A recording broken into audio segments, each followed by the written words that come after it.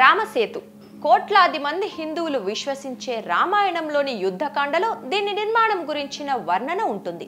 రావణుడు సీతను అపహరించటంతో ఆమెను రక్షించటానికి రాముడు లంకకు వెళ్లే క్రమంలో రాముడు తన వానర సైన్యంతో కలిసి రాళ్లతో ఈ వంతెనను నిర్మించాడనేది కొందరి విశ్వాసం.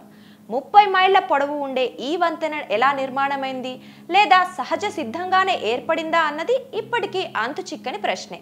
అయితే చాలా మంది రామసేతును రాముడు నిర్మించాడన్నది పూర్తిగా అవాస్తవమని కొట్టిపారేస్తుంటారు. అయితే తాజాగా దీనిపై భారత అంతరిక్ష పరిశోధనా సంస్థ ఇస్రో స్పష్టత ఇచ్చింది.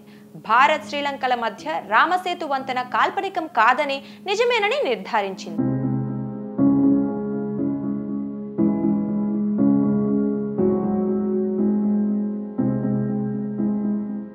తమిళనాడులోని ఈ వంతెనకు సంబంధించి ఇస్రో శాస్త్రవేత్తలు అమెరికాకు చెందిన ఏషాట్-2 డేటాను వినియోగించి మ్యాప్ను విడుదల చేశారు. భారత్ శ్రీలంక మధ్య ఉండే ఈ వంతెన పొడవు 29 కిలోమీటర్ల మేర ఉంది. దీని ఎత్తు సముద్ర గర్భం నుంచి 8 మీటర్లు ఉన్నట్లు నిర్ధారించారు. ఈ వంతెన తమిళనాడులోని రామేశ్వరం ద్వీపం ఆగ్నేయ దిక్కులోని ధనుష్కోడి నుంచి శ్రీలంక మన్నారు ద్వీపంలోని తలైమన్నార్ వాయువ్య దిశ వరకు విస్తరించి ఉంది. పూర్తిగా సున్నపు రాతితో నిర్మించిన ఈ వంతెన 99.98% నీటిలో మునిగి ఉందని శాస్త్రవేత్తలు గుర్తించారు.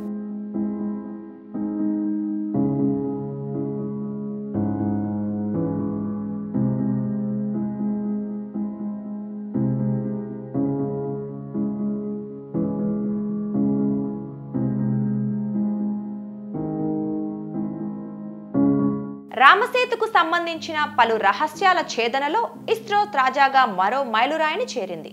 నాసాకు చెందిన ఉపగ్రహం సహాయంతో తొలిసారిగా ఆడమ్ బ్రిడ్జ్ గా పిలిచే రామసేతు మ్యాప్ ను సిద్ధం చేసింది. ఈ వంతెనకు సంబంధించిన ఫోటోలను తాజాగా విడుదల చేసింది. ఇస్రో రూపొందించిన 10 మీటర్ల మ్యాప్ లో మొత్తం వంతెన కనిపిస్తుండడం విశేషం.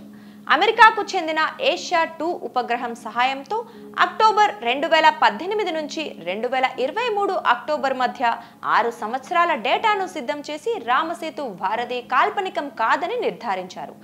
క్రీస్తు శకం 9వ శతాబ్దం వరకు పర్షియన్లు ఈ వంతెనను సేతుబందైగా పిలిచేవారు.